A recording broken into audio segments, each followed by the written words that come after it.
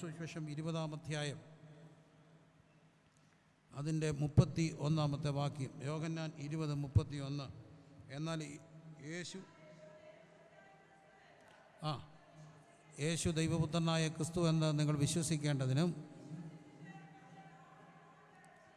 വിശ്വസിച്ചിട്ട് അവൻ്റെ നാമത്തിൽ നിങ്ങൾക്ക് ജീവൻ ഉണ്ടാകേണ്ടതിനും ഇത് എഴുതിയിരിക്കുന്നു. എന്നാൽ യേശു ദൈവപുത്രനെന്ന് നിങ്ങൾ വിശ്വസിക്കേണ്ടതിനും വിശ്വസിച്ചിട്ട് അവൻ്റെ നാമത്തിൽ ജീവൻ ഉണ്ടാകേണ്ടതിനും ഇത് എഴുതിയിരിക്കുന്നു. യോഹന്നാൻ സുവിശേഷം എഴുതുമ്പോൾ സുവിശേഷത്തിൻ്റെ ഉദ്ദേശം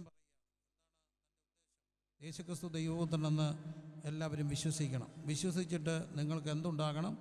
ജീവനുണ്ടാകണം. അപ്പോൾ കർത്താവിൻ്റെ യോഹന്നാൻ്റെ പ്രധാനപ്പെട്ട ഒരു ഉദ്ദേശം നമ്മൾ കാണുന്നുണ്ട്, വിശ്വസിക്കുക, വിശ്വസിച്ചിട്ട് ജീവനുണ്ടാകുക. അതുകൊണ്ടാണ് യോഹന്നാൻ 3:16 പറയുന്നു, തൻ്റെ ഏകജാതനായ പുത്രനിൽ വിശ്വസിക്കുന്ന ഏവനും നശിച്ചു പോകാതെ നിത്യജീവൻ പ്രാപിക്കേണ്ടതിന് ദൈവം തൻ്റെ പുത്രനായ യേശുവിനെ നൽകുവാൻ തക്കവണ്ണം ലോകത്തെ സ്നേഹിച്ചു. എല്ലാവരും വചനവും ചേർന്ന് പറഞ്ഞ്, തൻ്റെ ഏകജാതനായ പുത്രനിൽ വിശ്വസിക്കുന്ന ഏവനും നശിച്ചു പോകാതെ നിത്യജീവൻ പ്രാപിക്കേണ്ടതിന് ദൈവം തൻ്റെ പുത്രനായ യേശുവിനെ നൽകുവാൻ തക്കവണ്ണം ലോകത്തെ സ്നേഹിച്ചു. യോഹന്നാൻ്റെ പ്രധാന ഒരു സുവിശേഷത്തിൻ്റെ ഉദ്ദേശം അവിടെ കാണുകയാണ്. വിശ്വസിക്കുകയും വിശ്വസിക്കുന്ന വഴി ജീവനുണ്ടാകുകയും ചെയ്യണം. മറ്റ് സുവിശേഷകർ എഴുതിയിട്ടുള്ള പല കാര്യങ്ങളും യോഹന്നാൻ എഴുതുന്നില്ല. അതിൻ്റെ ഒരു കാരണം ഒരു പക്ഷേ ഏറ്റവും ഒടുവിലായിട്ടാണ് യോഹന്നാൻ സുവിശേഷം എഴുതുക. അപ്പോൾ തന്നെ മറ്റ് അപ്പോസ്തലന്മാരെല്ലാവരും മരണപ്പെട്ടു. അതുകൊണ്ട് തന്നെ അവരെഴുതിയത് പലതും യോഹന്നാൻ ആവർത്തിച്ചിട്ടില്ല. അവരെഴുതാതെ പോയത് പലതും ചേർത്തുകൊണ്ട് അന്നത്തെ അനുവാചകർക്ക്, വായനക്കാർക്ക്, വിശ്വാസികൾക്ക് ആവശ്യമായിരുന്ന ഒരു സന്ദേശത്തെ യോഹന്നാൻ നൽകുകയാണ്. മറ്റ് സുവിശേഷകർ യേശു കർത്താവിൻ്റെ ജന്മം തൊട്ട് സുവിശേഷങ്ങൾ ആരംഭിക്കുമ്പോൾ യോഹന്നാൻ കർത്താവിൻ്റെ പൂർവാസ്തികം തൊട്ട് ആരംഭിക്കുകയാണ്.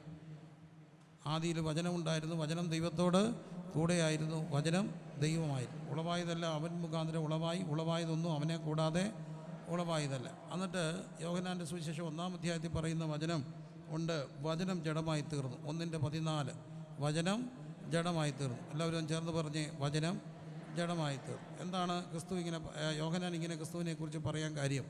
2-3 കാര്യങ്ങളുണ്ട്. ഒന്ന്, മനുഷ്യാവതാരം എടുക്കുക. മനുഷ്യനായി തീർന്ന ദൈവത്തെ അന്നത്തെ മതങ്ങൾക്ക്, പ്രത്യേകിച്ച് എബ്രാഹിം മതത്തിനൊക്കെ അന്യമായിരുന്നു.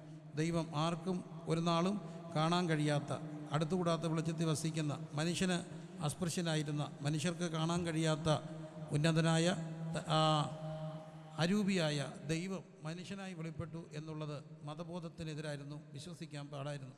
എന്നാൽ ക്രിസ്തുവിലൂടെ നമുക്ക് ലഭിച്ച ഏറ്റവും വലിയ വെളിപ്പാടെന്ന് പറയുന്നത്, ഏറ്റവും വലിയ സന്തോഷം എന്ന് പറയുന്നത്, നമുക്ക് തൊടാവുന്ന പാകത്തിൽ, നമുക്ക് സംസാരിക്കുന്ന പാകത്തിൽ ദൈവം ആരായി?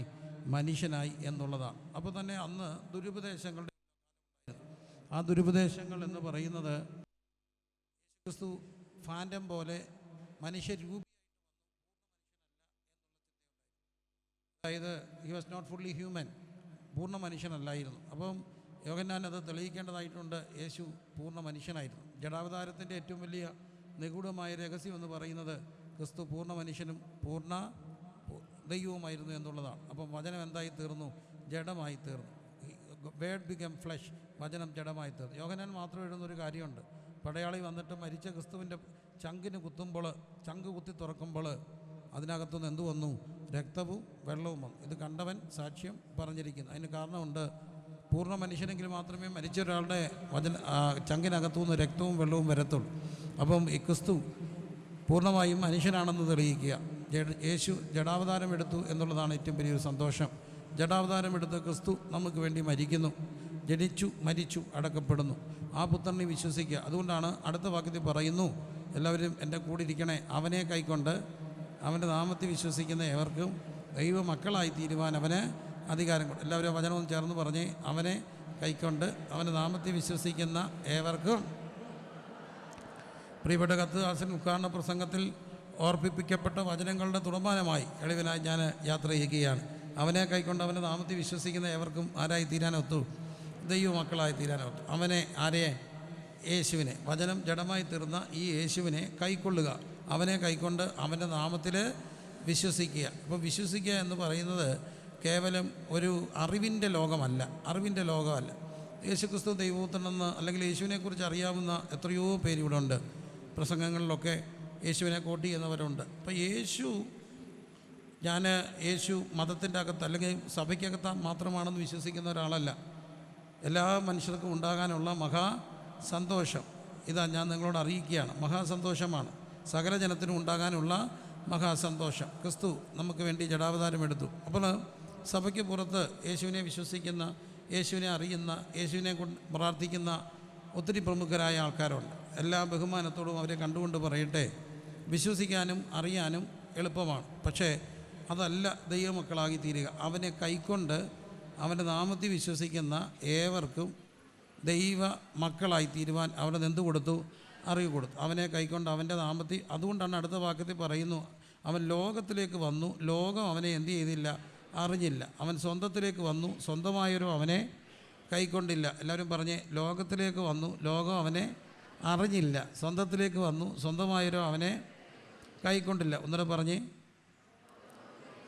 ലോകം അവനെ അറിഞ്ഞില്ല, സ്വന്തത്തിലേക്ക് വന്നു, സ്വന്തമായൊരു അവനെ കൈക്കൊണ്ടില്ല. അവനെ കൈക്കൊണ്ട്. അപ്പോൾ അവിടെ അങ്ങനെ പറയുമ്പോൾ അതിനൊരു പ്രധാനപ്പെട്ട കാര്യമുണ്ട്. അറിഞ്ഞില്ല കുറേ പേര് വന്നത്. ലോകം അവനെ എന്ത് ചെയ്തില്ല? അറിഞ്ഞില്ല. ആദ്യത്തെ വരവിന് ഒത്തിരി പേര് അറിഞ്ഞില്ല, കുറേ പേര് കൈക്കൊണ്ടുമില്ല എന്നുള്ള ഒരു ദുരന്തം അവിടെയുണ്ട്. വന്നു, അറിയേണ്ടതായിരുന്നു, അറിഞ്ഞില്ല. ആ ഒരു ദുരന്തം ആവർത്തിക്കപ്പെടാൻ സാധ്യതയുള്ളൊരു ദുരന്തമാണ്.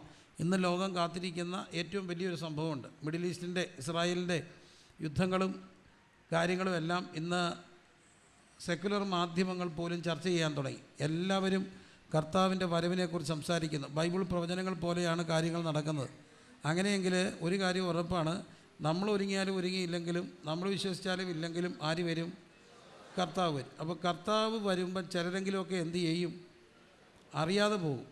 കർത്താവ് താൻ ഗംഭീരനാദത്തോടും പ്രധാന ദൈവദൂതൻ്റെ ശബ്ദത്തോടും ദൈവത്തിൻ്റെ കാഹളത്തോടും കൂടെ സ്വർഗത്തിൽ നിന്ന് ഇറങ്ങി വരുമ്പോൾ ക്രിസ്തുവിൽ മരിച്ചവർ ഉയർക്കപ്പെടും, ജീവനോട് ശേഷിക്കുന്നവർ രൂപാന്തരപ്പെടും. ആ ദിവസം ചിലർ അറിയത്തില്ല.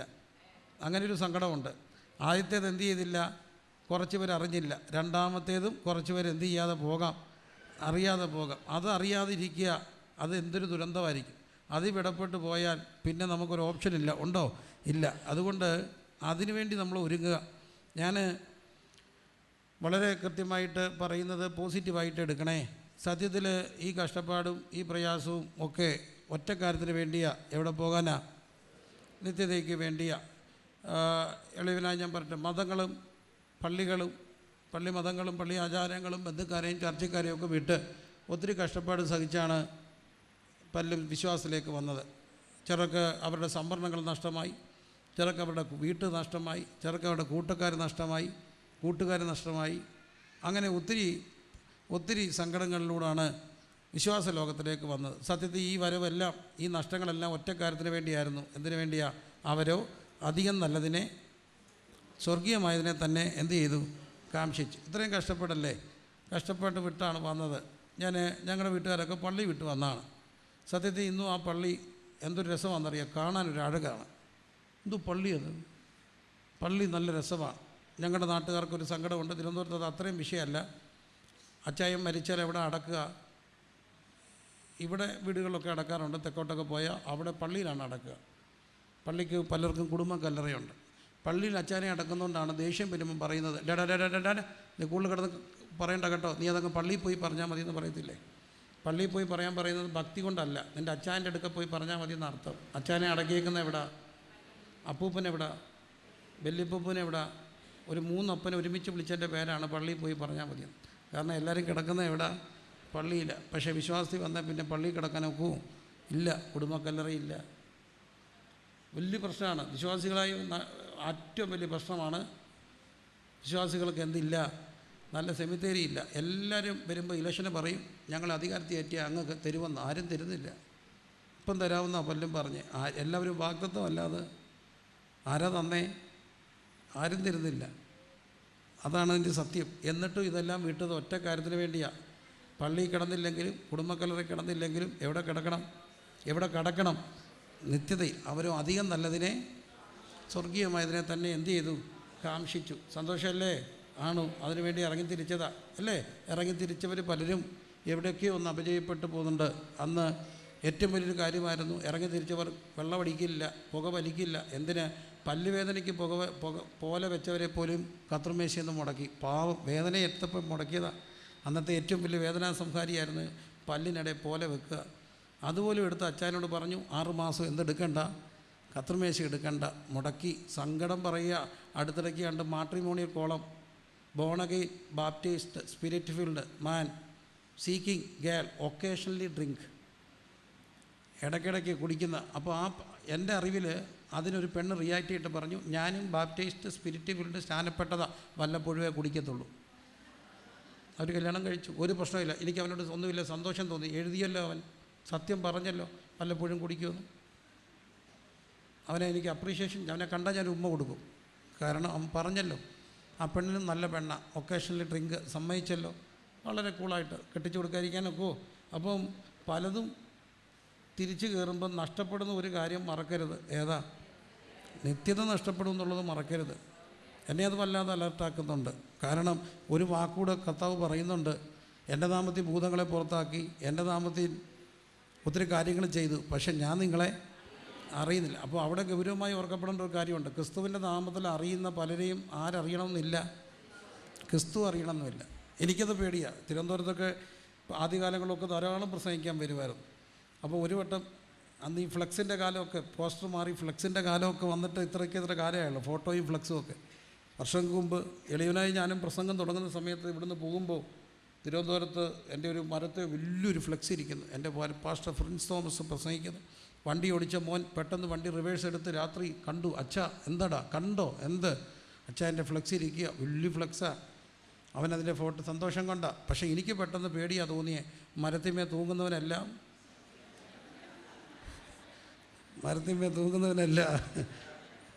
സാങ്കത്യം അതല്ല, കോണ്ടസ്റ്റ് അതല്ല. എന്നാലും ഇതെല്ലാം അറിഞ്ഞിട്ടും അവനറിയാതെ പോയാൽ എന്തൊരു ഗതികേടായിരിക്കും. അതുകൊണ്ട് എല്ലാവരും ഒരുങ്ങേണ്ട ഒരു നിമിഷങ്ങളാണ്. അന്ന് അറിയാതെ പോയതുപോലെ അടുത്ത വരവിലും ചെല്ലെങ്കിലും ഒക്കെ എന്ത് ചെയ്യാം, അറിയാതെ പോകാം. അതുകൊണ്ട് കർത്താവേ, ആ വരവെങ്കിൽ അറിയപ്പെടണമെന്നുള്ളതായിരിക്കണം നമ്മുടെ പ്രാർത്ഥന. നിത്യതയ്ക്ക് ഏത് കാര്യം ചെയ്താലും നിത്യതയെ ബാധിക്കുന്ന ഒരു കാര്യത്തിലും ഇടപെടരുത്. വീണ്ടും പറയുക, അത് ഗൗരവമായിട്ടുള്ള കാര്യമാണ്. അടുത്തിടയ്ക്ക് എനിക്കുണ്ടായ ഒരു മിസ്റ്റിക്കലായിട്ടുള്ളൊരു എക്സ്പീരിയൻസ് എന്നെ അത്ഭുതപ്പെടുത്തി. അതെൻ്റെ ഒരു എക്സ്പീരിയൻസാണ്, ഇറ്റ്സ് നോട്ട് എ ഡോക്ട്രിൻ, പക്ഷേ എൻ്റെ അനുഭവമാണ്.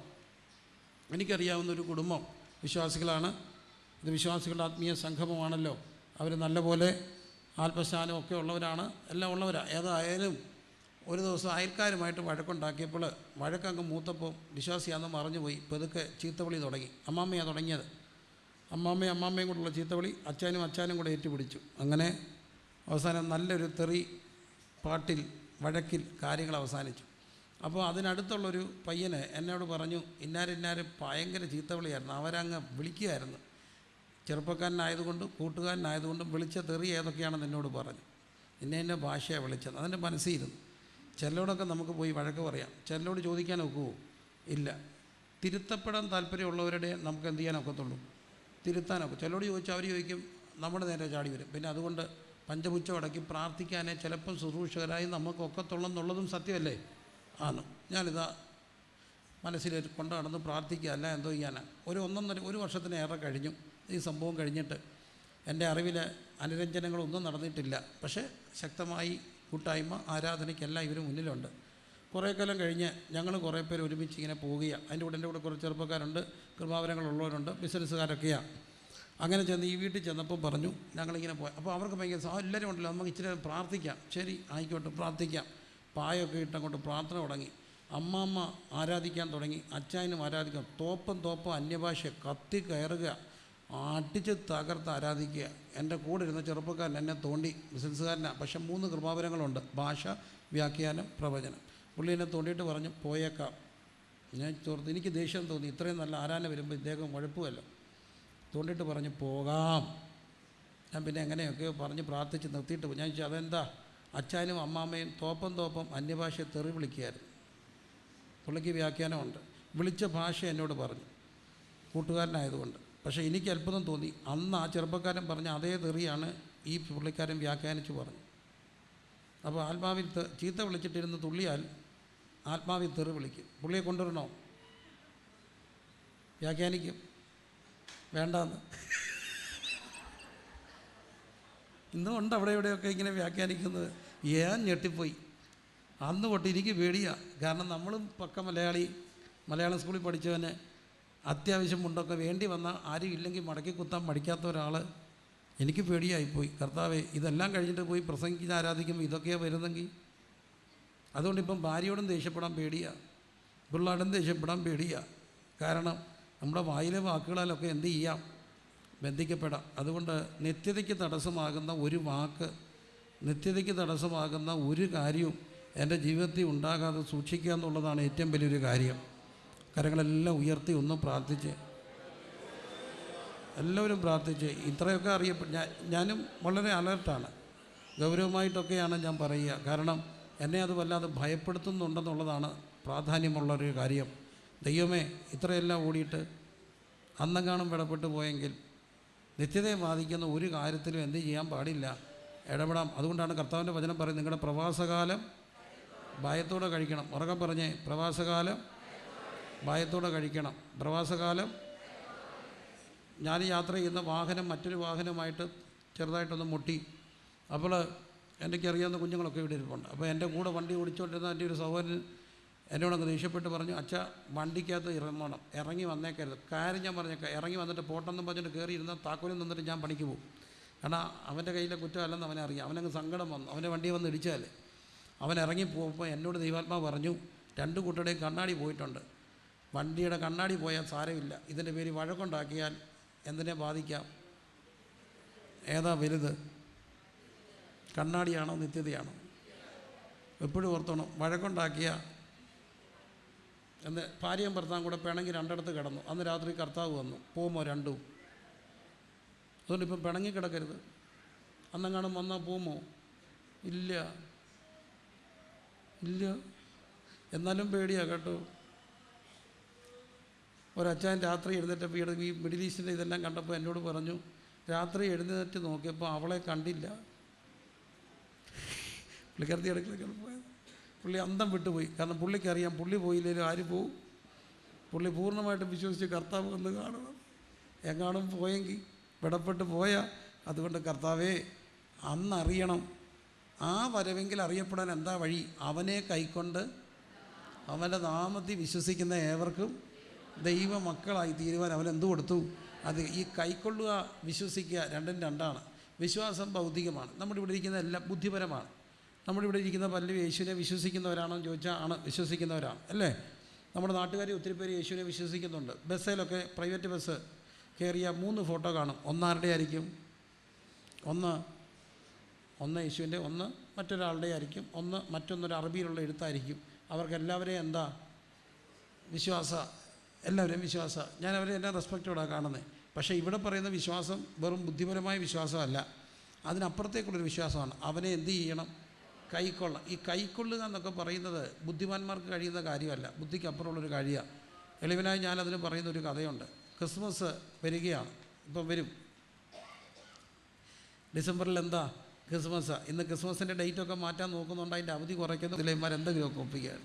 ഇപ്പം അതിനുള്ള നല്ല ഇടമുള്ള പിള്ളേരൊന്നുമില്ല. എന്നാലും പൈസ കൊടുത്തു കഴിയുമ്പോൾ അവർ പാടും, സന്തോഷ സൂചകമായി തന്ന അത് സ്വീകരിച്ച് ബാലരായ ഞങ്ങളിതാ പോകുന്നത്. എന്തെങ്കിലുമൊക്കെ എല്ലാവരും കൊടുക്കും, അതൊരു സന്തോഷമാണ്. ക്രിസ്മസ് വന്നു, വിദേശത്താണ്. അപ്പോൾ ക്രിസ്മസിൻ്റെ സമയമായപ്പോൾ പള്ളിയോട് ചേർന്ന സ്കൂളും പള്ളിക്കൂടും.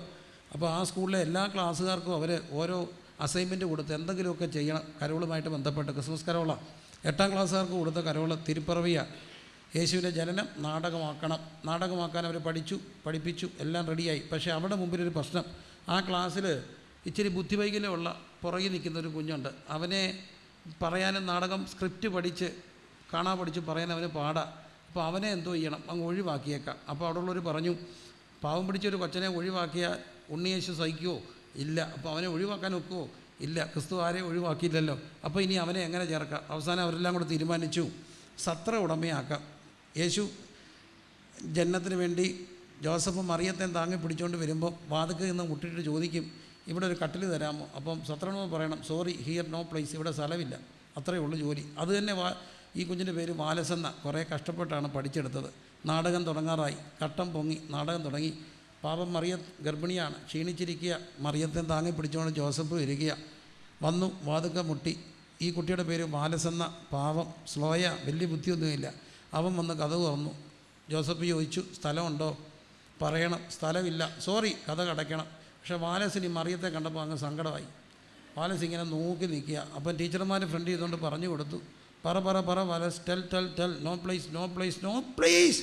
നമ്മൾ ഈ സംഗീതത്തിനും മനപ്പാഠവാക്യം പറയാൻ കുഞ്ഞുങ്ങൾ വന്ന് ഫ്രണ്ട് നിൽക്കത്തില്ലേ? അവരാണോ പറയുന്നത്? മുമ്പിൽ ഇരിക്കുന്ന അമ്മയാണോ?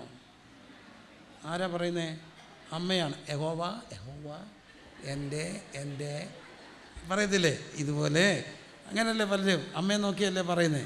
പാവം അച്ഛൻ ഇത് അറിഞ്ഞിട്ടും ഇല്ല, പുള്ളിക്കിനകത്തൊന്നും പങ്കുമില്ല. ഇതെല്ലാം ആരാ? അമ്മയാ. ഏതായാലും വാലസിനോട് അവിടെ നിന്നോട് പറഞ്ഞ് ടെൽ. ഒടുവിൽ വാലസ് പറഞ്ഞു നോ പ്ലേസ്, സോറി. ഉടനെ എന്താ അടയ്ക്കണം? കഥ കടയ്ക്കണം. പക്ഷേ വാലസ് കഥ കടച്ചില്ല. അവനിങ്ങനെ നോക്കി നിൽക്കുക. പാവം അവൻ. ജോസഫിൻ്റെ മറിയത്തിനെ പോക്കി നിന്നപ്പോൾ അവനങ്ങ് കരച്ചിൽ വന്നു. അവനങ്ങ് കരയാൻ തുടങ്ങി. കഥ കടച്ചില്ല. അവർ ജോസഫ് മറിയത്തിനെ താങ്ങി പിടിച്ച് തിരിച്ചു പോവുക. ഇച്ചിരി കഴിഞ്ഞപ്പോൾ വാലസ് കൈ കൊട്ടിയിട്ട് തിരിഞ്ഞു നോക്കിയും പറഞ്ഞു, വാ എൻ്റെ കട്ടിൽ അങ്ങ് തന്നേക്കാമെന്ന് പറഞ്ഞു. ഇനി എങ്ങനെ നാടകം നടത്തും? തരിപ്പുറവി ഇനിയുണ്ട്. ഇടയന്മാർ വരണം, വിദ്വാന്മാർ വരണം, പൊന്നും മൂരും കുന്തിരിക്കാൻ കാച്ച വയ്ക്കണം, ഒക്കെ നടക്കണ്ടേ? അതിനി എന്തോ ചെയ്യും? പക്ഷേ കുറച്ച് കഴിഞ്ഞപ്പോഴത്തേനും എല്ലാവരും നിശബ്ദരായി. ഒരത്ഭുതം നടന്നു. എല്ലാവരും എഴുന്നേറ്റ് നിന്ന് കൈയടിക്കാൻ തുടങ്ങി. ആ പ്രാവശ്യത്തെ ഏറ്റവും നല്ല നാടകമായിട്ട് തിരഞ്ഞെടുത്തു. വാലസിന് വലിയ ബുദ്ധിയൊന്നുമില്ലായിരുന്നു.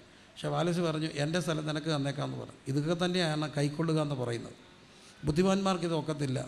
അല്പം പോഷമായ ജ്ഞാനികൾക്ക് ലജ്ജിപ്പിച്ചിട്ട് മറച്ചു വെച്ചിട്ട് ശിശുക്കൾക്ക് വെളിപ്പെടുത്തിയ ഒരു രക്ഷയുണ്ട്.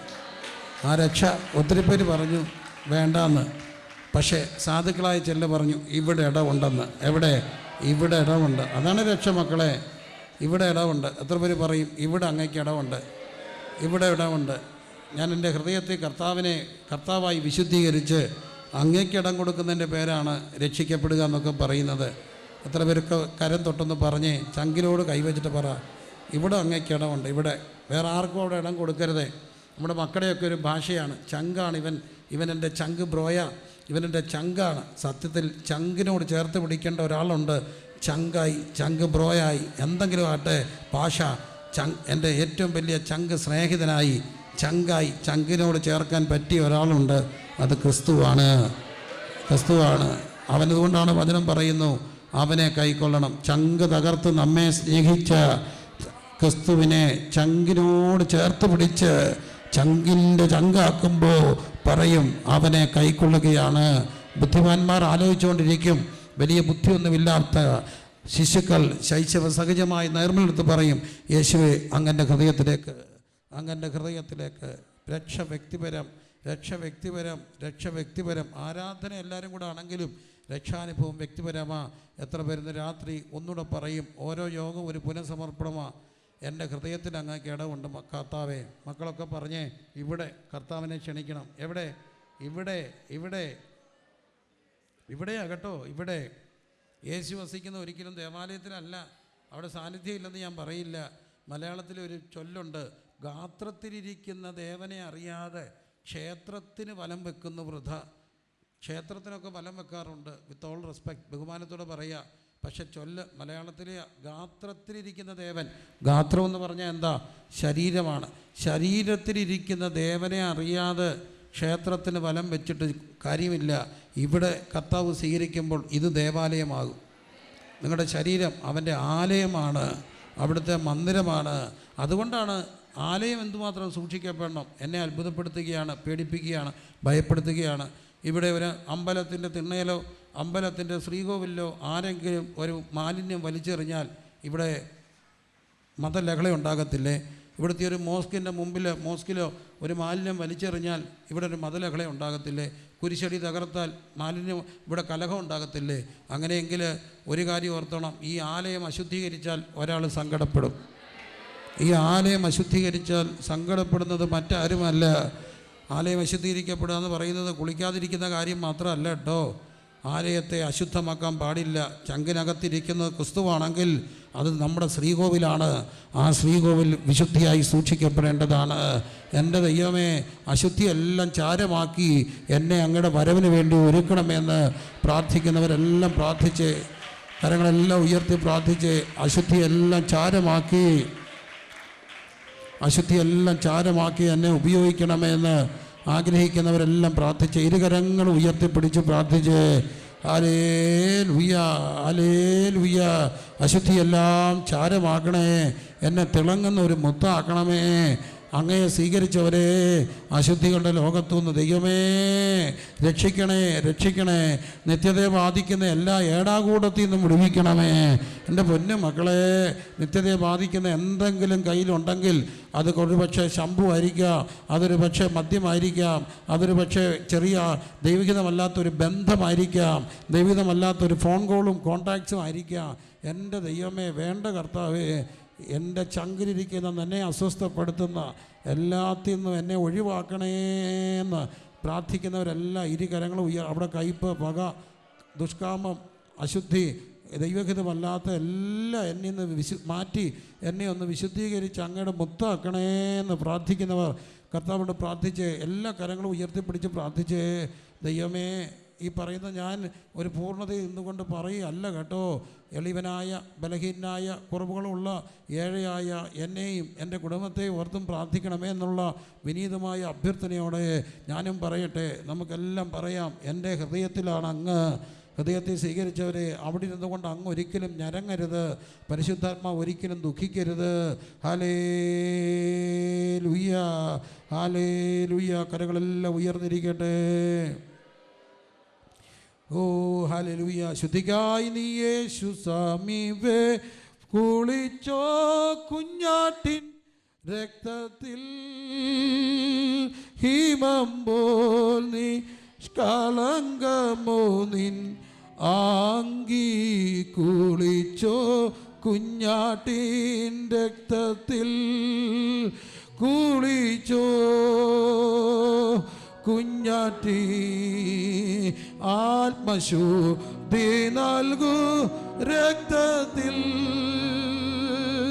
ഹിമമ്പോൾ നീ കളങ്കമോ നിൻ ആങ്കി കുളിച്ചോ. അങ്ങയ്ക്ക് ദുഃഖം വരുന്ന, അങ്ങയെ അസ്വസ്ഥപ്പെടുത്തുന്ന എന്തെങ്കിലും എൻ്റെ ഹൃദയത്തിലുണ്ടെങ്കിൽ, എന്നോടുള്ള ബന്ധത്തിലുണ്ടെങ്കിൽ, എളിവനെ ഒന്ന് കഴുകി, ഇത് കൺവെൻഷൻ്റെ പ്രാരംഭ ദിവസമാണ്, എന്നെ ഒന്ന് വിശുദ്ധീകരിച്ച് ആ ദിവസം അറിയാതെ പോകാൻ ഇടയാകുന്ന ഒന്നും എൻ്റെ ജീവിതത്തിൽ ഉണ്ടാകല്ലേ എന്ന് ഹൃദയംഗമായി പ്രാർത്ഥിച്ചേ. ഹല്ലേലൂയ. അവൻ ലോകത്തിലുണ്ടായിരുന്നു, ലോകം അവനെ അറിഞ്ഞില്ല. അവൻ സ്വന്തത്തിലേക്ക് വന്നു, സ്വന്തമായവരോ അവനെ കൈക്കൊണ്ടില്ല. അടുത്തത്, അവനെ കൈക്കൊണ്ട് അവൻ്റെ നാമത്തിൽ വിശ്വസിക്കുന്ന ഏവർക്കും ദൈവ മക്കളായി തീരുവാൻ അവിടുന്ന് അധികാരം കൊടുത്തു. ഒന്ന്, കൈക്കൊള്ളുക. വിശ്വാസത്തിനപ്പുറമാണ്, വിശ്വാസത്തിനപ്പുറമാണ് കൈക്കൊള്ളുക. ആണ് ഒത്തിരി പേരാരാണ്? ഒത്തിരി പേരാരാ? വിശ്വാസികളാണ്. വിശ്വാസത്തിനപ്പുറത്താണ് കൈക്കൊള്ളുക. അത് കുറച്ചുകൂടെ ബുദ്ധിപരമല്ല, ഹൃദയം കൊണ്ട് സ്വീകരിച്ച് അവിടുത്തെ കർത്താവിനെ വിശുദ്ധീകരിക്കുകയാണ്. അവരാരായി മാറും? ദൈവ മക്കളായി മാറും. ഇന്നത്തെ മനുഷ്യൻ്റെ ഒരു വലിയ പ്രതിസന്ധി എന്താണെന്ന് ചോദിച്ചാൽ, പ്രത്യേകിച്ച് കോവിഡാനന്തര ഭൂമിയുടെ വലിയൊരു പ്രശ്നമാണ് ഡിപ്രഷൻ, സൂയിസൈഡ് ടെൻഡൻസി, മാനസിക രോഗം, വിഷാദം എന്ന് വേണ്ട മനുഷ്യരെല്ലാം ഒരു തരത്തിൽ അല്ലെങ്കിൽ മറ്റൊരു തരത്തിൽ മാനസിക പ്രശ്നം അനുഭവിക്കുന്നവരാ. ആണോ? നിങ്ങൾ ധാരാളം കേൾക്കുന്നുണ്ട്. ഒത്തിരി കുഞ്ഞുങ്ങൾ ഡിപ്രഷനിലേക്ക് പോവുക. അവരത് ഒരു ഭാഗമായിട്ട് മാറി ജീവിതത്തിൻ്റെ. മരുന്നെടുക്കുന്ന ഒത്തിരി പേരുണ്ട്. ഇപ്പം പഴയ പോലെ അല്ല, ഒത്തിരി പേർക്ക് ഈ പ്രശ്നങ്ങളാണ്. അപ്പോൾ ഈ പലപ്പോഴും ഈ പ്രശ്നങ്ങളെയൊക്കെ കൊണ്ടുവന്നത് നമുക്കൊരു നിമിഷം തോന്നും ആരുമില്ലെന്നൊരു ചിന്ത. ഒറ്റപ്പെടേണ്ട ഒരു ലോകമാണ്. പ്രത്യേകിച്ച് ഈ പട്ടണമൊക്കെ അങ്ങനെ ഒരു ലോകമാണ്. സിറ്റിയെക്കുറിച്ച് ഒരു ഡെഫിനിഷൻ ഞാൻ കേട്ടു. തിരുവനന്തപുരം രണ്ടായിട്ടാണ് ഡിവൈഡ് ചെയ്തിരിക്കുക. തിരുവനന്തപുരം പട്ടണത്തെ പഠിക്കുന്നവർ രണ്ടായിട്ടാണ്, റൂറലും അർബനുമാണ്. തിരുവനന്തപുരം പട്ടണം അർബനാണ്, അർബനൈസേഷൻ. ഇച്ചൂടൊക്കെ അങ്ങോട്ട് മാറിയാൽ ജില്ലയ്ക്കപ്പുറത്ത് തന്നെ എന്തുണ്ട്? റൂറൽ ഏരിയ ഉണ്ട്. അപ്പോൾ റൂറലായിട്ടും അർബനായിട്ടും തിരിച്ചാണ് തിരുവനന്തപുരത്തെ എനിക്ക് തോന്നുന്നു അവരെല്ലാവരും പഠിക്കുകയും അതിൻ്റെ അധികാരികൾ ഓരോന്ന് കാര്യങ്ങൾ ചെയ്യുന്നത്. അപ്പോൾ ഈ അർബൻ അഥവാ സിറ്റികളുടെയൊക്കെ ഒരു നല്ല ഡെഫിനിഷൻ കേട്ടു, എനിക്കത് ഇഷ്ടപ്പെട്ടു. City is a place where there are lot of lonely people staying together. ഒറ്റപ്പെട്ട ആരോരും ഇല്ലാത്ത കുറേ പേർ ഫ്ലാറ്റുകളിൽ താമസിക്കുന്ന സ്ഥലത്തിൻ്റെ പേരാണ് എന്ത്? സിറ്റി. അതല്ലേ സത്യം? അപ്പുറത്ത് ആരാന്ന് ആർക്കും അറിയത്തില്ല, ആരുമില്ലാത്ത ഒത്തിരി പേര് ഒറ്റയ്ക്കൊക്കെ താമസിക്കുക. അപ്പം മനുഷ്യൻ്റെ അടിസ്ഥാന പ്രശ്നം പലർക്കും അകത്തൊരു സങ്കടം, എനിക്ക് ആരും ഇല്ല. അത് ചിലപ്പം ഭർത്താവും ഭാര്യയും കുടുംബമായിട്ടൊക്കെ താമസിക്കുമ്പോൾ പോലും നമുക്കങ്ങ് തോന്നിപ്പോവും ആരുമില്ലെന്ന്. കാരണം ഈ മക്കളാരും മിണ്ടാറില്ല. അവർ വരും ഫോണുമായിട്ട് അവിടെ മേളത്തെ മുറിയിൽ പോവും. അവർ കഥ അടച്ച് അതിനകത്തിരിക്കും. അവർ തോണ്ടി നേരം വെളുക്കോണ്ടിരിക്കും. രാത്രിയിൽ എപ്പോഴെങ്കിലും വന്ന് കഴിക്കും. തോന്നുമ്പോൾ എഴുന്നേറ്റ് വരും. ഗതികേടാ. പിന്നെ ഈ പിള്ളേർ അമ്മയൊക്കെ എന്തോ ചെയ്യും? അവിടെ ഒരു അമ്മച്ചി ഉണ്ടെങ്കിൽ ഇങ്ങനെ നോക്കിയിരിക്കും. എൻ്റെ അമ്മച്ചിക്ക് ഇപ്പം പവർ വിഷൻ ഉള്ളത് കൊണ്ട് വലിയ സന്തോഷമാണെന്ന് പറഞ്ഞു. അത് വെക്കാൻ അറിയത്തില്ല. പിന്നെ പിള്ളേരുടെ ഒറ്റ കാര്യം പറയും, അതെന്ത് ചെയ്യണം, വെച്ച് തരണം. വേറെ ആരും ഇപ്പം ടി വി കാണാറില്ല, പിള്ളേരാരും ടി വി നോക്കാറില്ല. അപ്പോൾ അതുകൊണ്ട് പവർ വിഷൻ ഉള്ളതുകൊണ്ടാണ് മോനെ എന്നൊക്കെ പറയുമ്പോൾ ഒരു സന്തോഷമുണ്ട്. എന്നാലും ആരും ഇല്ലാത്ത ഒത്തിരി പേരാ. അത് കുഞ്ഞുങ്ങൾ തൊട്ട് വലിയവർ വരെയാണ്. കൊച്ചു കുഞ്ഞ് അപ്പച്ചനെ കെട്ടിപ്പിടിച്ച് കരയുക, അപ്പച്ചൻ കുഞ്ഞിനെയും കെട്ടിപ്പിടിച്ച് കരയുക. കാര്യം ഇത്രയേ ഉള്ളൂ.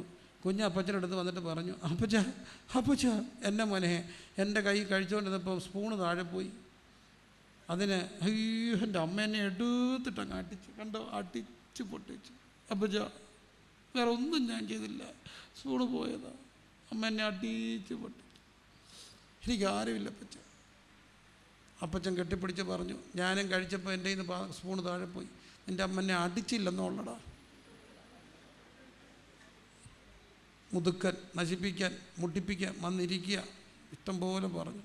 അപ്പച്ചനും മോനെ കെട്ടിപ്പിടിച്ച് പറഞ്ഞു, എനിക്കും ആരുമില്ല. കുഞ്ഞിൻ്റെ സങ്കടവും ആരുമില്ല, അപ്പച്ചൻ്റെ സങ്കടവും ആരുമില്ല.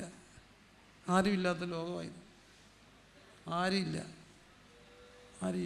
ഞങ്ങളുടെ പാസ്റ്റർമാരുടെയൊക്കെ ഏറ്റവും വലിയ പ്രശ്നം എന്താണെന്നറിയാം? എല്ലാവരും പ്രശ്നം വരുമ്പോൾ, വീട്ടിൻ്റെ പ്രശ്നം ഉണ്ടായാൽ ആരോടും ഒന്ന് പറയും, പക്ഷേ ഞാനും ഭാര്യയും തമ്മിൽ ചെറിയൊരു പ്രശ്നമാണ് പക്ഷേ, അവളെന്നോട് മിണ്ടിയിട്ട് ഒരാഴ്ചയായി പക്ഷേ, എനിക്ക് അവളെന്നോട് മിണ്ടുന്നില്ല പക്ഷേ ഒന്ന് ഇടപെടണേ. ഇപ്പം ഞാൻ വന്നേക്കാം. എൻ്റെ ഭാര്യ പിണങ്ങിയിരുന്നാൽ ഞാൻ ആരോട് പറയും? വിശ്വാസികളെ വിളിച്ച് പറയട്ടെ, സഹോദരി ഒന്ന് ഇടപെടാമോ? തീർന്ന്. പിന്നെ എൻ്റെ ദൈവദാസന്മാരെ ഉള്ള കാര്യം ഞാൻ പറഞ്ഞേക്കാം. അവർ പറയും ചങ്കാണ്, അതാണ്, ഇതാണ്. ഒറ്റ കാര്യം പറഞ്ഞേക്കല്ലേ, നമ്മുടെ കാര്യമല്ല, നമ്മുടെ കാര്യമാണ്. സെൻട്രൽ പാസ്റ്റോട് പറഞ്ഞാൽ പുള്ളി അടുത്ത ട്രാൻസ്ഫറിന് 8ൻ്റെ പണി തരും. നേതാവിനോട് പറഞ്ഞാൽ പറയും പിരിച്ചു വിട്ടേക്കാൻ. ആരോട് പറയും? It's A real problem. ആരും ഇല്ലാത്തൊരു വർഗം ഉണ്ടെങ്കിൽ അത് ആരാന്നറിയാവോ? പാസ്റ്റർമാരാ. പല സങ്കടങ്ങളും പറയാനൊക്കാത്തവരാ. സത്യമായിട്ടും പറയുന്ന കാര്യം, ഇതെല്ലാം റിയാലിറ്റിയാണ്. ആരും ഇല്ലാത്തവരാണ് മനുഷ്യർ. പക്ഷേ ആരും ഇല്ലാത്തവർക്ക് ആരോ ഉണ്ടെന്ന് തോന്നിപ്പിക്കുന്ന ഒരു സ്ഥലമുണ്ട്, ക്രിസ്തുവിൻ്റെ സന്നിധിയാണ്. അവിടെ പറയുക, അവനെ സ്വീകരിച്ചു കഴിഞ്ഞാൽ പിന്നെ ആരും ഇല്ലാത്തവരല്ല, എനിക്കൊരു അപ്പനുണ്ടെന്നുള്ളത്. ആ അപ്പൻ എന്നോട് പറഞ്ഞെന്ന്, നീ എൻ്റെ ആരാ? മോന. അവനെ കൈക്കൊണ്ട്, ഒന്നുകൂടെ പറഞ്ഞേ, അവനെ കൈക്കൊണ്ട് വിശ്വസിക്കുന്ന ഏവരും ദൈവ മക്കളായിത്തീരും. അതുകൊണ്ടാണ് യോഹന്നാൻ പറയുന്നു, കാൺമീൻ ദൈവ മക്കളെന്ന്. എനിക്ക് ഭയങ്കര സന്തോഷമാണ്. എനിക്ക് അപ്പനില്ല, എനിക്ക് അമ്മയില്ല, എൻ്റെ അപ്പനും അമ്മയും മരിച്ചതാണ്. പക്ഷേ എനിക്ക് കൂടപ്പുറപ്പില്ല, എൻ്റെ കൂടപ്പുറപ്പും മരിച്ചതാണ്. പക്ഷേ എനിക്കൊരാളെ അറിയാം, എൻ്റെ കണ്ണ് നനഞ്ഞാൽ അറിയുന്ന, എൻ്റെ മുഖം പാടി അറിയുന്ന, എൻ്റെ കട്ടിലിനരികെ വരുന്ന ഒരാളെ എനിക്കറിയാം. പേര് യേശു.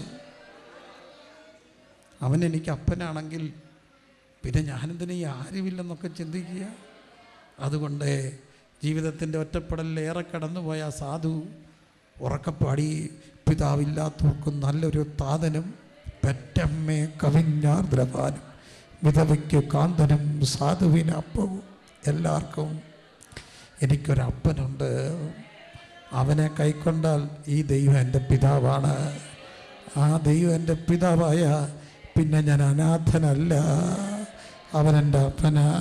ചോദിക്കും മുമ്പ് നമ്മുടെ ആവശ്യങ്ങൾ അറിയുന്ന, ദോഷികളായ നിങ്ങളുടെ മക്കൾക്ക് നല്ല ദാനങ്ങളെ കൊടുക്കാൻ ആഗ്രഹിക്കുന്നെങ്കിൽ സ്വർഗസ്ഥനായ പിതാവ് തന്നോട് യാചിക്കുന്നവർക്ക് എത്രയധികം നന്മ കൊടുക്കുന്ന ഒരപ്പൻ എനിക്കുണ്ടെന്ന് പൂർണ്ണമായി വിശ്വസിക്കുന്നവരൊക്കെ കരമുയർത്തുക. അവർ പിന്നെ ആത്മഹത്യ ചെയ്യില്ല. ആത്മഹത്യ ചെയ്യാൻ പലപ്പോഴും എന്താ, ഒറ്റ നിമിഷം തോന്നുന്നു, എനിക്ക് ആരുമില്ലെന്ന് തോന്നുമ്പോഴാണ് ഒരു മുഴം കയറിൽ അവസാനിപ്പിക്കുക.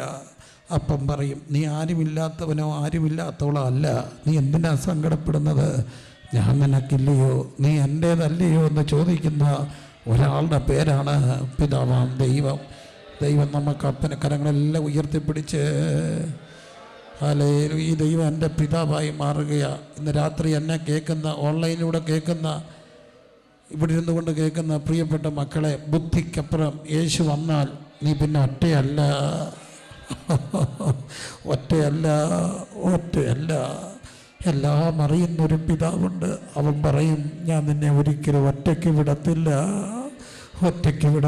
പിതാവില്ലാത്തവർക്ക് നല്ലൊരു താതനും പെറ്റമ്മയെ കവിഞ്ഞാർദ്രവാനും വിധവയുടെ കാന്തനും സാധുവിൻ്റെ അപ്പവും എല്ലാമായ കർത്താവ്. നാം അനാഥരല്ല.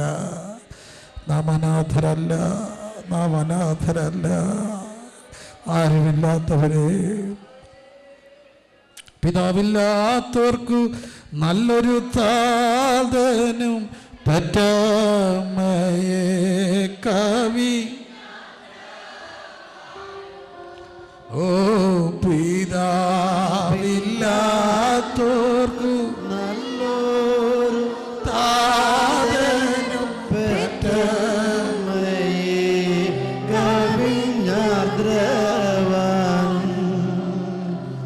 വിധവയ്ക്കു കാന്തനും സാധുവിന് പവുമെല്ലാം നിർവേശനെ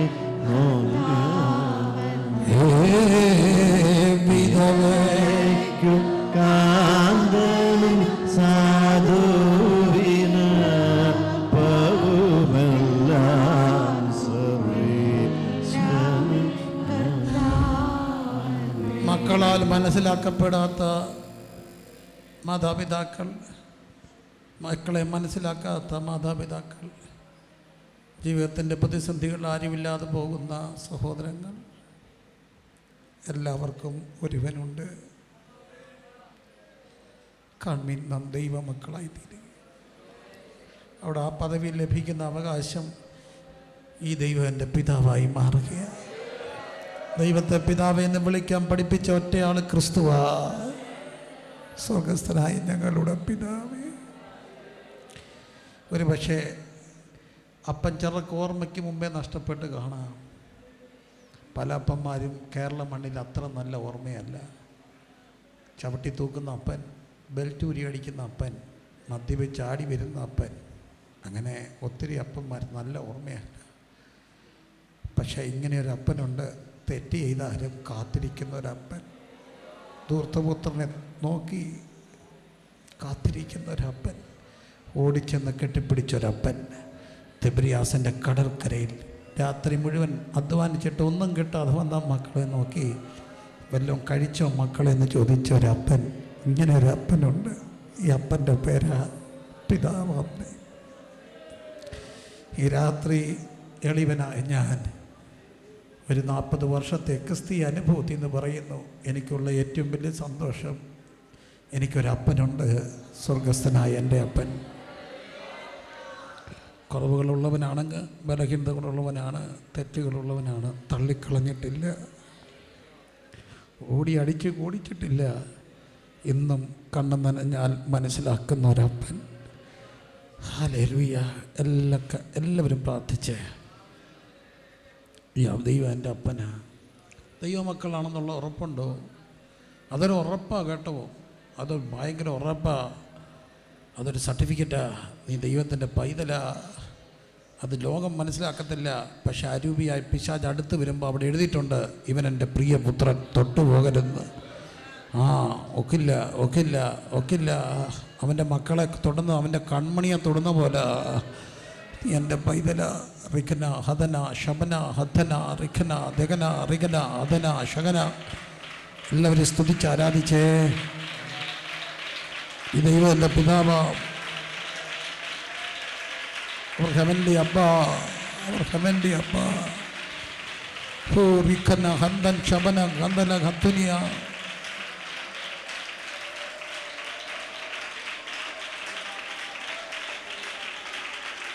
ഈ ദൈവം എൻ്റെ പിതാവ്. ഈ രാത്രി ഒത്തിരി പേരെ ആ സ്നേഹം കൊണ്ട് ദൈവം ചേർത്ത് പിടിക്കുന്നുണ്ട്. ഒത്തിരി പേരുടെ അടുക്ക കർത്താവിൻ്റെ രാത്രി ഇവിടെ ഉണ്ട്. 2-3 പേർ എൻ്റെ നാമത്തിൽ എവിടെ കൂടിയാലും അവരുടെ നടുവിൽ എഴുന്നള്ളി വരുമെന്ന് പറഞ്ഞ യേശുക്രിസ്തുവിൻ്റെ സാന്നിധ്യം ഇതിനകത്തുണ്ട്. നയാധിപതിയായിട്ടല്ല. ഹല്ലേലൂയ, ഹല്ലേലൂയ.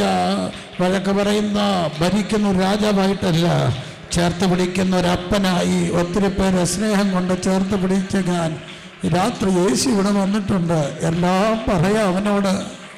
ഒരു മനുഷ്യൻ ആൾക്കൂട്ടത്തിൻ്റെ ഇടയ്ക്ക് ഇരുന്ന് കൊണ്ട് ഉറക്കെ വിളിച്ചു, യേശുവേ ദാവീദ് പുത്ര, എന്നോട് കരുണ തോന്നണമേ. ആൾക്കൂട്ടത്തിൻ്റെ തിരക്കിനിടയിൽ അവൻ്റെ ശബ്ദം തിരിച്ചറിഞ്ഞ ഒരുവനുണ്ട്.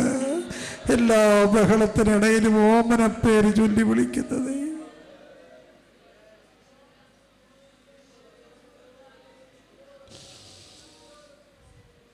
സ്വർഗസ്ഥനായ പിതാവ് അവനെ കൈക്കൊണ്ട്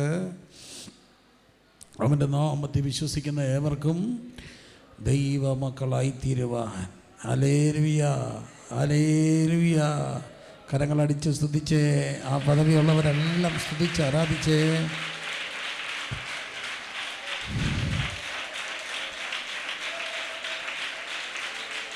ഈ ദൈവം എൻ്റെ പിതാവാ, ഈ ദൈവം എൻ്റെ പിതാവാ, ഈ ദൈവം എൻ്റെ പിതാവാ.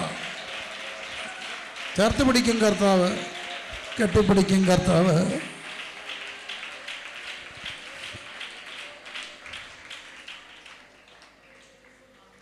അവനെ കൈക്കൊള്ളുക. വീണ്ടും മുമ്പോട്ട് പോകുമ്പോൾ നാം കാണുകയാണ്, അതിൻ്റെ 29-ാമത്തെ വാക്യത്തിൽ കാണുന്നു, പിറ്റേന്നാൾ യേശു തൻ്റെ അടുക്ക വരുന്നത് കണ്ടിട്ട് പറഞ്ഞു, ഇതാ ലോകത്തിൻ്റെ പാപത്തെ ചുമക്കുന്ന ദൈവത്തിൻ്റെ കുഞ്ഞാട്. ദൈവത്തിൻ്റെ കുഞ്ഞാട്. കുഞ്ഞാട് ആരാണ്? യാഗമാകുന്ന മൃഗമാണ്. ഇതിനാണ് ഈ യാഗം. പഴയ നിമിത്തം നമ്മൾ കാണുന്നുണ്ട്. ഇവിടെ ദേവദാസൻ പ്രസംഗിച്ചും പറഞ്ഞ്, ഏദൻ തോട്ടത്തിൽ വെച്ച് തന്നെ ദൈവം ഒരു മൃഗത്തിൻ്റെ തോലുകൊണ്ട് മനുഷ്യൻ്റെ പാപത്തിൻ്റെ നഗ്നതയെ മറച്ചു. അത് ക്രിസ്തുവിനെക്കുറിച്ചുള്ള വെളിപ്പാടാണ്. അതുകൊണ്ടാണ് വചനത്തിൽ കാണുന്നു, ഇതാ ലോകസ്ഥാപനം മുതൽ അറക്കപ്പെട്ട ദൈവത്തിൻ്റെ കുഞ്ഞാട്. കുഞ്ഞാട് അറക്കപ്പെട്ടതുപോലെ നിൽക്കുക. പിന്നെ നമ്മൾ മുമ്പോട്ട് പോകുമ്പോൾ ഉൽപ്പത്തി പുസ്തകം 22-ാം അധ്യായത്തിൽ അബ്രഹാം ഇസ്ഹാക്കിനെ യാഗം കഴിക്കാൻ പോവുകയാണ്. ഇസ്ഹാക്കിനെ യാഗം കഴിക്കാൻ പോകുന്ന അബ്രഹാമിനെ ഞാൻ പലപ്പോഴും സങ്കടത്തോടെ നോക്കിയിട്ടുണ്ട്. കാരണം ഒരു കുഞ്ഞുണ്ടാകണമെന്ന് ആഗ്രഹിക്കുന്നത് കൂടുതലും അപ്പനാണോ അമ്മയാണോ? അപ്പനാണോ അമ്മയാണോ? അമ്മയാണ് അല്ലേ? അമ്മയ്ക്ക് കുഞ്ഞിനെ വേണം. പ്രകൃതി അങ്ങനെയാണ്, ഒരു അമ്മയെ വിട്ടിരിക്കുക. ഗർഭാശയം അമ്മയ്ക്കാണ്. കുഞ്ഞിനെ പാലൂട്ടാനുള്ള കൃപ അമ്മയ്ക്കാണ്. അപ്പനതൊന്നും ഇല്ല. അപ്പോൾ അമ്മ എന്ന് പറഞ്ഞാൽ മാതൃത്വം ചെറിയൊരു കാര്യമല്ല. ഒരു കുഞ്ഞിന് ജന്മം കൊടുക്കുക, ഒരു അമ്മയാകുക, അത് സ്ത്രീയുടെ ധന്യതയാണ്. അതുകൊണ്ട് തന്നെ സാറ ആഗ്രഹിച്ചൊരു കുഞ്ഞിനെ വേണം. പക്ഷേ കുഞ്ഞുണ്ടായി. അവനെ ഇങ്ങനെ നോക്കി നിൽക്കെ അവൻ്റെ കയ്യും കാര്യമൊക്കെ വളർന്ന് അവൻ്റെ ചെറുപ്പക്കാരനാകിയ. അപ്പോഴാണ് കർത്താവ് പറയുന്നു, അവനെ കൊണ്ട് എന്ത് ചെയ്യണം? ബലി കഴിക്കാൻ പറയുക. കുഞ്ഞിനെ ബലിയാക്കാൻ വേണ്ടി യാഗം കഴിക്കാൻ അപ്പം പോവുകയാണ് കുഞ്ഞുമായിട്ട്. അവിടെ ചെന്നു ബാല്യക്കാരെ എല്ലാം നിർത്തിയിട്ട് തനിച്ച് കയറിപ്പോയി. എൻ്റെ ഏറ്റവും വലിയ അസ്വസ്ഥത, ഈ മനുഷ്യനെങ്ങാനും ആ കുഞ്ഞിനെ യാഗമാക്കി അയാൾ എങ്ങനെ തിരിച്ചു വരും? തിരിച്ചു വരുമ്പോൾ ഈ അമ്മ എങ്ങനെ പ്രതികരിക്കും? കുഞ്ഞെന്തിയേ അബ്രാമേ, കുഞ്ഞെന്തിയോ അച്ചായ, യജമാനോ അഡോണായോ എന്തെങ്കിലും ആട്ടെ, എന്തിയെ കൊച്ച് യാഗം കഴിച്ചു. എവിടെ? മോറിയാമലയിൽ. ഈ അമ്മ എന്തോ ചെയ്യും? ഒറ്റ വലി, ഷർട്ടിൻ്റെ ബട്ടൺ ദാണ്ടെ കിടക്കുന്നു. ദേഹമെല്ലാം അള്ളി കീറുവോ, കടിച്ചു പറിക്കുമോ, കടിച്ചു എന്തെല്ലാം ചെയ്യുക, അതെല്ലാം ചെയ്യും. അമ്മയ്ക്ക് ഭ്രാന്ത് പിടിക്കും. കൊച്ചി യാഗമായി. രാജൻ കൊലക്കേസ് ഇന്ന് മലയാളി മറന്നിട്ടില്ല. അടിയന്തരാവസ്ഥ കാലത്തെ കൊലക്കേസാണ്. രാജൻ്റെ അമ്മ ചോദിക്കുമായിരുന്നെന്ന്, ആ പ്രായത്തിലുള്ള പിള്ളേരെ കാണുമ്പോൾ അപ്പനെ പിടിച്ച് ഉലുക്കുമെന്ന്. എല്ലാ പിള്ളേരുടെയും കല്യാണം കഴിഞ്ഞു, എൻ്റെ കൊച്ചൻ്റെ മാത്രം കല്യാണം കഴിഞ്ഞിട്ടില്ല. ഈ അപ്പന് ഒരു വിചാരമില്ല അവനെ കെട്ടിക്കുന്ന കാര്യത്തിൽ നിന്ന്. മനസ്സ് ചിത്തഭ്രമം വന്ന വഴുതിപ്പോയ അമ്മ അപ്പനോട് ചോദിക്കുമായിരുന്നു. എന്നിട്ടും അബ്രഹാമിന് ഒറ്റ വിഷയം, ദൈവം പറഞ്ഞ് അനുസരിക്കണം. അവിടെ ചെന്ന് കത്തിയെടുത്ത് കുത്താലാഞ്ഞപ്പോൾ ദൈവം പറഞ്ഞു, അബ്രാമേ അബ്രാമേ, ബാലിൻ്റെ മേൽ കൈവെക്കരുത്, തലപൊക്കി. എൻ്റെ കർത്താവിൻ്റെ ഒരു പ്രത്യേകതയുണ്ട്, ഈ കഴുത്തിനും കത്തിക്കും ഇടയ്ക്ക് അത്ര സമയമുണ്ട്. Split of second. കുത്താനാഞ്ഞത് ആലോചിക്കാനൊന്നുമല്ല, ഒറ്റ കുത്താൻ തുടങ്ങിയാൽ കുത്തണം. കഴുത്തിനും കത്തിക്കും ഇടയ്ക്ക് വലിയ സമയമില്ല. പക്ഷേ എൻ്റെ കർത്താവിൻ്റെ പ്രത്യേകതയുണ്ട് കേട്ടോ, ഈ കഴുത്തിനും കത്തിക്കും ഇടയ്ക്ക് മറുപടി വരും. കഴുത്തിനും കത്തിക്കും ഇടയ്ക്കായിരിക്കും ഉത്തരം. കഴുത്തിനും കത്തിക്കും ഇടയ്ക്ക് അത്ഭുതം ചെയ്യുന്ന ഒരുവനുണ്ട്. യഹോവ ഇരേ എന്ന സ്ഥലത്തിന് പേരിട്ടു. കലപൊക്കി നോക്കിയപ്പോൾ ഒരാട് കിടക്കുന്ന കണ്ടു. യാഗം കഴിച്ചു. ഇസഹാക്കിന് പകരം ആരെ കഴിച്ചു? ഒരാടിനെ യാഗം കഴിച്ചു. കാലം മുമ്പോട്ട് പോയപ്പം പെസഹ ആചരിക്കുകയാണ്. ഇസ്രായേൽ മക്കളും ഇസ്രായേലിൽ നിന്ന് പുറപ്പെട്ടു വരിക. മോശയോട് ദൈവം പറഞ്ഞു, പുറപ്പാട് പുസ്തകം 12-ാം അധ്യായം, നീ ഒരു കുടുംബത്തിന് പകരം ആരെ എടുക്കണം? ഒരാടിനെ എടുക്കണം. എന്നിട്ട് കുടുംബമായിട്ട് പെരയ്ക്കകത്ത് കയറി കട്ടിളക്കാൽമേലും കുറുമ്പടി മേലും അതിൻ്റെ രക്തം പുരട്ടണം. യാഗം പെസഹയാണ്. ആ പെസഹ ആർക്ക് വേണ്ടിയാ? ഒരു കുടുംബത്തിന് വേണ്ടിയാ. വളർന്നു, യാഗം വളരുക. വ്യക്തിക്ക് വേണ്ടി കഴിച്ച യാഗം ഇപ്പോൾ ആർക്കായി? ഒരു കുടുംബത്തിനായി. ലേവ്യ പുസ്തകം 16-ാം അധ്യായത്തിലേക്ക് വരുമ്പോൾ ഒരു രാഷ്ട്രത്തിന് വേണ്ടിയുള്ള പാപപരിഹാര ബലി വന്നു. യോം കിപ്പൂർ എന്നറിയപ്പെടുന്ന മഹാപാപപരിഹാര ബലിയുടെ ദിവസം മഹാപുരോഹിതൻ കൊണ്ടുപോയിട്ട് ചീട്ട് വീണ ആടിനെ പാളയത്തിന് പുറത്ത് കൊണ്ടുപോയി കൊല്ലുകയും അതിൻ്റെ രക്തം മാത്രം കൊണ്ടുവന്ന് ദേവാലയത്തിൽ അർപ്പിക്കുകയും ചെയ്യും. അപ്പോൾ ഒരു രാഷ്ട്രത്തിൻ്റെ പാപം ആരുടെ മേലാവും? ആ മൃഗത്തിനെ കൊണ്ടുവന്നിട്ട് തലയിൽ കൈവച്ച് ഈ രാഷ്ട്രത്തിൻ്റെ പാപം പുരോഹിതൻ അതിന്മേൽ ചുമത്തും. ആ കുഞ്ഞാടാണ് നടന്നു പോകുന്നത്. എന്നാൽ യേശു നടന്നു പോയപ്പോൾ യോഹന്നാൻ പറഞ്ഞു, കണ്ടോ, വ്യക്തിക്ക് പകരം മാത്രമല്ല, കുടുംബത്തിന് വേണ്ടി മാത്രമല്ല, ഇസ്രായേലിന് വേണ്ടി മാത്രമല്ല, മുഴുലോകത്തിൻ്റെയും പാപത്തെ ചുമക്കുന്ന ദൈവത്തിൻ്റെ കുഞ്ഞാട്. ഒരാൾക്ക് വേണ്ടിയല്ല, മുഴുലോകത്തിൻ്റെയും ലോകത്തിൻ്റെ പാപത്തെ ചുമക്കുന്ന ദൈവത്തിൻ്റെ കുഞ്ഞാട്. ഈ രാത്രിയിൽ ആ കുഞ്ഞാടിനെ അങ്ങ് സ്വീകരിച്ചാൽ മതി. ആ കുഞ്ഞാടിൻ്റെ രക്തത്തിൻ്റെ പ്രത്യേകതയുണ്ട്. അവൻ്റെ പുത്രനായ യേശുവിൻ്റെ രക്തം സകല പാപം പോക്കി നമ്മെ ശുദ്ധീകരിക്കുന്ന രക്തമാണ്. നിങ്ങളുടെ പാപം എത്ര കടിച്ചുമപ്പായിരുന്നാലും ഹിമം പോലെ വെളുപ്പിക്കും. അതിലും ഒരു പ്രത്യേകതയുണ്ട്. ഹാബേലിൻ്റെ രക്തം പറയും കൊല്ലണം, യേശുവിൻ്റെ രക്തം പറയും ഗുണകരമായി സംസാരിക്കും. പിതാവിൻ്റെ അടുക്കൽ ഇന്ന് വരെ ആരും ഒരുപക്ഷെ നമുക്ക് വേണ്ടി ഗുണമായിട്ട് പറയുന്നവർ കുറവായിരിക്കാം. എനിക്ക് പലപ്പോഴും പറ്റിയിട്ടുണ്ട്, കേട്ടിട്ടുണ്ട്, സങ്കടം തോന്നിയിട്ടുണ്ട്. ചില നമ്മളെ ഫോൺ വിളിച്ചിട്ട് പാസ്റ്റേ എന്നൊക്കെ പറഞ്ഞിട്ട് വെച്ചിട്ട് ഇവർ ഫോൺ കട്ടാക്കത്തില്ല. അവർ പിന്നെ നമ്മളെ പറയുന്ന കേട്ട അവരും അറിഞ്ഞില്ല, കട്ടാക്കി. അതുകൊണ്ട് കട്ടാക്കിയിട്ടേ വെക്കാവേ, എന്നിട്ടേ അവരുടെ കുറ്റം പറയാം. ഗുണകരമായി സംസാരിക്കുന്ന എത്ര പേരുണ്ട്? ആരുണ്ട്? പറ. ഒരു വലിയ പ്രശ്നം നടക്കുക. ഒരു മഹാനായ പാസ്റ്റർ, പുള്ളിക്ക് ബന്ധമുള്ള ഒരാളോട് ഞാൻ പറഞ്ഞു, കോവിഡിൻ്റെ സമയത്ത് ഒരു പ്രസ്ഥാനത്തിൻ്റെ ഒരു പ്രശ്നമാണ്. അവരെന്നോട് ആവശ്യപ്പെട്ടു. അപ്പോൾ എനിക്കറിയാം അദ്ദേഹമായിട്ട് ബന്ധമുണ്ട്. ഞാൻ അദ്ദേഹത്തോട് പറഞ്ഞു, ആ പ്രസ്ഥാനത്തിന് ഒരു ബുദ്ധിമുട്ടുണ്ട്, ഇന്നാര് ഇടപെട്ടാൽ അത് ശരിയാകും. ഈ അച്ചാനും തമ്മിൽ ബന്ധമാണെന്ന് എനിക്കറിയാം, ഒന്ന് വിളിച്ച് പറ. അതിനെന്താ മോനെ, ഞാൻ ചെയ്യാം. അവിടെ നിന്ന് വിളിച്ച് പറഞ്ഞു, ഇത് നമ്മുടെ പ്രിൻസിപ്പാൾ പറഞ്ഞതാണ്. പ്രിൻസിപ്പാൾ ഒരു കാര്യം പറഞ്ഞാൽ നമുക്ക് ചെയ്യാതിരിക്കാൻ ഒക്കത്തില്ല. തനിക്കറിയത്തില്ല, പ്രിൻസിപ്പാൾ അറിയാം ആ കാര്യത്തിൽ എന്താണെന്ന് വെച്ചാൽ വേണ്ട പോലെ ചെയ്തു കൊടുക്കണം, നമ്മുടെ സ്വന്തമാണ്. ശരി, പുള്ളി വെച്ചിട്ട് എൻ്റെ അടുത്തിരുന്ന ആൾ കേട്ടു. ഞാനിങ്ങനെ പോന്നപ്പം വിളിച്ച് പറഞ്ഞു, ചെയ്യുമൊന്നും വേണ്ടടോ, താൻ പറ, പണി നോക്കാൻ. ഈ ഗുണകരമായി പറയുന്ന എത്ര പേരുണ്ട്? പക്ഷേ എനിക്ക് വേണ്ടി ഗുണകരമായി പറയുന്ന ഒരാളുണ്ട്. ഹാബേലിൻ്റെ രക്തത്തെക്കാൾ ഗുണകരമായി സംസാരിക്കുന്ന കുഞ്ഞാണ്ട് പുണ്യാഹ രക്തം. ആ രക്തം പറയും വെട്ടിക്കളയരുത്. ആ രക്തം പറയും അവൻ നാളെ ഫലം കായ്ക്കും. ആ രക്തം പറയും ഞാൻ അവന് വേണ്ടി കൂടെ വീണ്ടെടുപ്പ് വില കൊടുത്തതാ. ഗുണകരമായി സംസാരിക്കുന്ന കുഞ്ഞാണ്ട പുണ്യാഹ രക്തം. ഇതാ ലോകത്തിൻ്റെ പാപത്തെ ചുമക്കുന്ന ദൈവത്തിൻ്റെ കുഞ്ഞാട്. ഞാൻ വേഗത്തിൽ 2-ാം അധ്യായത്തിലേക്ക് പോവുകയാണ്. 2-ാം അധ്യായത്തിൻ്റെ 1-ാം വാക്യത്തിൽ കാണുന്നു, 3-ാം നാൾ ഗലീലയിലെ കാനാവിൽ മൂന്നാം നാളൊരു പ്രതീക്ഷയുടെ ദിവസം, 3-ാം പക്കം, 3-ാം ദിവസം. ഈ കടലുമായിട്ട്, ഇവിടെ കടലല്ലേ, കടലുമായിട്ടൊക്കെ ബന്ധപ്പെട്ട ഒരു ചിന്തയുണ്ട്. കടലിൽ ഒരാളെ കാണാതെ പോയാൽ എത്രാം ദിവസം കിട്ടുമെന്നാണ്? 3-ാം പക്കം. 3-ാം പക്കം എന്ന് പറഞ്ഞ ഒരു സിനിമ ഉണ്ടായിരുന്നു, കേട്ടിട്ടുണ്ട്. കടലിൽ പോയ ആൾ 3-ാം പക്കം എന്തു ചെയ്യും? തിരിച്ചു വരും. കടലമ്മ തിരിച്ചു വരും. എത്രാം പക്കമാണ്? ജീവനോടാണേലും അല്ലേലും. അങ്ങനെ ഒരു വിശ്വാസമില്ലേ? 3-ാം പക്കമാണ്. അത് സാധാരണ പറയുന്നൊരു കാര്യമാണ്.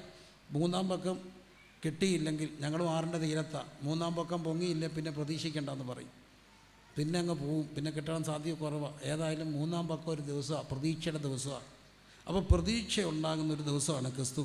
അവിടെ ഗലീലയിലെ കാനാവിലൊരു കല്യാണം ഉണ്ടായിരുന്നു. അവിടേക്ക് യേശുവിനെ ക്ഷണിച്ചു. എല്ലാവരും പറഞ്ഞേ, ആരെ ക്ഷണിച്ചു? യേശുവിനൊരു പ്രത്യേകതയുണ്ട്, ക്ഷണിച്ചാലേ വരത്തുള്ളൂ. അവൻ്റെ വാതിക്ക് നിന്ന് മുട്ടുന്നു. ആരെങ്കിലും അവൻ്റെ ശബ്ദം കേട്ട് വാതിക്ക് മുട്ടുക, തൊടിച്ചു തീർത്തില്ല, പൊളിക്കത്തില്ല. കാരണം നമുക്കൊരു ഫ്രീ വില്ലുണ്ട്. ആ ഫ്രീ വില്ല് ഉപയോഗിച്ച് വാതിൽ തുറന്നു കൊടുക്കണം. യേശുവെ, എൻ്റെ ഹൃദയത്തിൽ ഇവിടെ ഒരിടമുണ്ടെന്ന്. ചിലർ അതിഥി വന്നാൽ ലിവിങ് റൂമിൽ ഇരുത്തും, ചിലരെ സിറ്റ് ഔട്ടിൽ ഇരുത്തും. യേശുവിന് ഒരു കാര്യം ചെയ്യണം. ലിവിങ് റൂമിലും സിറ്റ് ഔട്ടിലും മാത്രമല്ല, നമ്മുടെ ബെഡ്റൂമിലും ഇടമുണ്ടെന്ന് പറഞ്ഞാൽ നമ്മുടെ എല്ലായിടത്തും യേശുവിന് ഇടമുണ്ട്. യേശു ഇല്ലാത്ത ഒരു സ്ഥലം നമ്മുടെ വീട്ടിലില്ലെന്ന് പറയണം. യേശുവേ നിനക്കെൻ്റെ വീട്ടിലിടവുണ്ട്. അവരാ കല്യാണത്തിന് ആരെ ക്ഷണിച്ചു?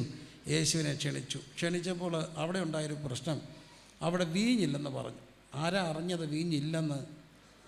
യേശുവിൻ്റെ അമ്മ അറിഞ്ഞു വീഞ്ഞില്ലെന്ന്. എവിടെ? എൻ്റെ മുമ്പിൽ ഒത്തിരി അമ്മമാരുണ്ട്. എനിക്ക് അമ്മമാരോട് ഭയങ്കര ഇഷ്ടമാണ്. അമ്മമാരെല്ലാം ഒന്ന് കൈപൊക്കിക്കേ. അമ്മയായവരെല്ലാം ഒന്ന് കൈപൊക്കിക്കേ. ഇത്രയും കൈകളുണ്ട്. നിങ്ങളെ ഞങ്ങൾ വന്ദിക്കുന്നു, നിങ്ങളെ ഞങ്ങൾ സ്നേഹിക്കുന്നു, വന്ദനം ചെയ്യുന്നു. അമ്മ ചെറിയൊരു കാര്യമല്ല. അമ്മയ്ക്കൊരു പ്രത്യേകതയുണ്ട്. ഈ കുറവ് അറിഞ്ഞത് ആരാ? അമ്മയാണ്. പലപ്പോഴും വീടിൻ്റെ കുറവ് അച്ഛൻ അറിയാറില്ല. 5-6 പേരെ വിളിച്ചുകൊണ്ട് വന്നിട്ട് പറയും, എടിയേ നല്ല പാൽ ചായ കൊണ്ടുവന്നേ. പാല് കാണത്തില്ല. പക്ഷേ അമ്മ മിടുക്കി അമ്മയാണെങ്കിൽ അച്ഛനെ നാണം കെടുത്തില്ല, അപ്പുറത്തോടൊക്കെ പോയി എന്തെങ്കിലുമൊക്കെ ഒപ്പിക്കും. പിന്നെ പലപ്പോഴും അമ്മ പറയും, അത് വേറൊരു കാര്യം. എന്നാലും അമ്മ കുറവറിയുന്നവളും അറിയിക്കാത്തവളുമാണ് അമ്മ. പിള്ളേരുടെ ആണെങ്കിലും ചുറ്റിക്കളി ആദ്യം പിടിക്കുന്ന ആരാ? ആ അമ്മയാ. ഡേ നീ എന്നെ ഈടെയായിട്ട് നിനക്ക് എന്താണ്ടൊരു കുഴപ്പം പറയടി. നീ എന്തിനാ മുറിക്കാത്ത കയറിയിരിക്കുക? നീ ആരെയായി വിളിക്കുന്നേ? പറയടി. ഒന്നുമില്ല, ഞാൻ ഞെക്കിപ്പിടിക്കും, അല്ലെങ്കിൽ കതകിൻ്റെ അവിടെ വന്ന് പാത്തിരിക്കും. ആര്? അമ്മ. എല്ലാം പിടിക്കുന്ന ആരാ? അമ്മയാണ്. അമ്മ എല്ലാം അറിയും. ഒളിക്കാനൊക്കുമോ?